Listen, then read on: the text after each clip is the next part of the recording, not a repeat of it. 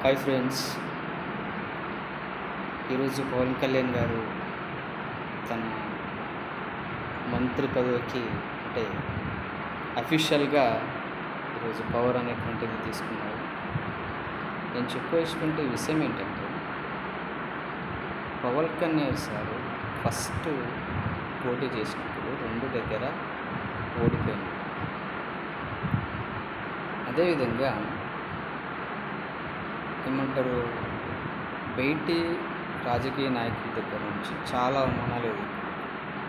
3 పెళ్ళిళ్ళు చేసుకున్నారు, దత్తపుత్రులు, తర్వాత ప్యాకేజ్ స్టార్లు, ఇలా చాలా రకాల అవమానాలు అనేటువంటివి పవన్ కళ్యాణ్ గారు చూశారు.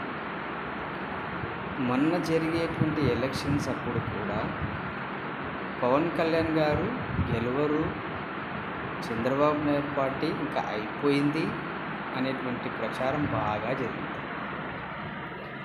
అది ఒక రకంగా వాస్తవం. అయితే పవన్ కళ్యాణ్ గారు చేసినటువంటి ఈ పొత్తుల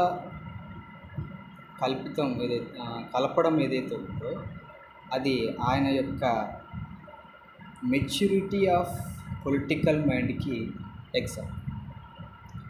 ఓట్లు చీలకూడదు అని చెప్పేసి ఎక్కడైతే ఆయన అభిమానం ఉందో, ఎక్కడైతే ప్రజల యొక్క ఆప్యాయత ఉందో, అవన్నీ కూడా ఓట్ల రూపంలో చీలిపోతున్నామని గమనించి ఆ పాయింట్ విషయంలో మీరు బాగా ఆలోచించాల్సిన విషయం ఏంటంటే, పవన్ కళ్యాణ్ సపరేట్ పోటీ చేసిన, చంద్రబాబు సపరేట్ పోటీ చేసిన, మళ్ళీ వైఎస్ఆర్సీపీ పార్టీనే అధికారంలోకి వచ్చేది. వీళ్ళిద్దరు కలవడం వల్లనే పవన్ కళ్యాణ్ అనేటువంటి వారు ఉప ముఖ్యమంత్రిగా ఉన్నాడు, చంద్రబాబు ముఖ్యమంత్రిగా ఉన్నాడు. ముఖ్యంగా చంద్రబాబు ముఖ్యమంత్రిగా ఉండడానికి కారణము పవన్ కళ్యాణ్ గారే. పవన్ కళ్యాణ్ విషయంలో ఎవరెవరైతే తక్కువ చేసి మాట్లాడారో వారందరూ బాగా గుర్తించండి. అంతేకాదు, స్టేట్లో సెంట్రల్లో కూడా మంచి పొజిషన్ ఉన్నటువంటి వ్యక్తి పవన్ కళ్యాణ్ గారు. చాలా చాలా మైండ్ అండ్ హార్ట్ఫుల్ వ్యక్తి, చాలా చాలా సిన్సియర్ పర్సన్. ఇంకొక విషయం నేను చెప్పాల్సినది ఏంటంటే,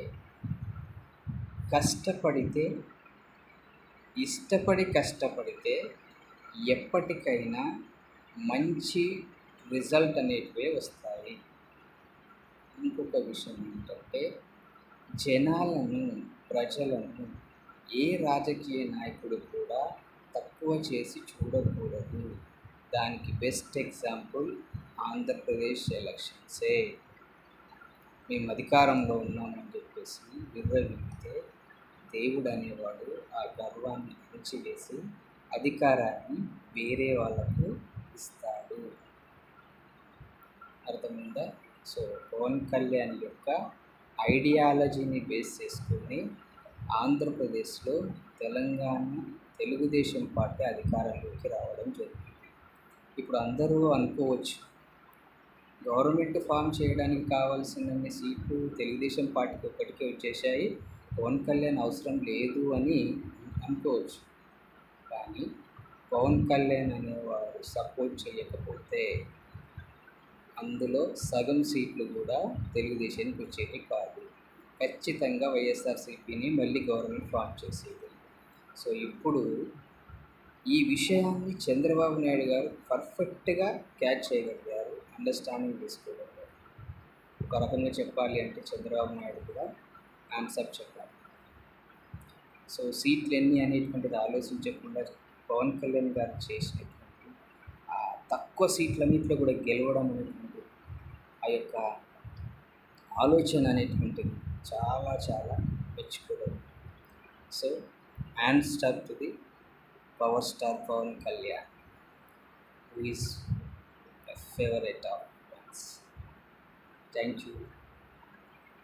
నచ్చితే లైక్ చేయండి, షేర్ చేయండి, సబ్స్క్రైబ్ చేసుకోండి. Thank you very much.